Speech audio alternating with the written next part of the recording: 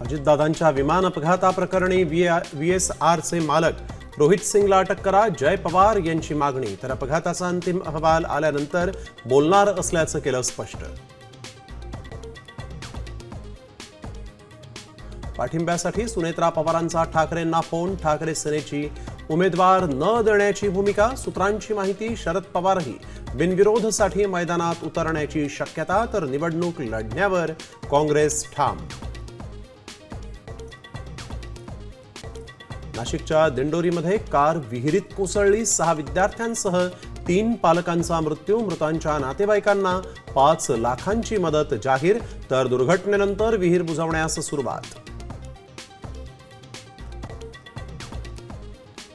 भोंदू अशोक खरात दुबईत सराफ व्यावसायिकांमार्फत हवाला रॅकेट चालवत असल्याचा संशय. SIT कडून 3 मोबाईल जप्त. एका मोबाईलमध्ये खरातच्या CA कडे 10 तासांच्या पूजेचे व्हिडिओ. राज्यात बोगस शाळांचा घोटाळा. मान्यता नसलेल्या शाळांनी उकळले शिक्षकांकडून कोट्यावधी रुपये. साम टीव्हीच्या इन्व्हेस्टिगेशनमध्ये पर्दाफाश.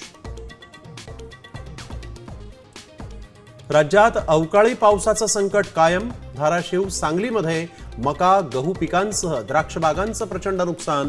तर लवकरच पंचनामे करून नुकसान भरपाई देणार, कृषी मंत्र्यांनी दिलं आश्वासन.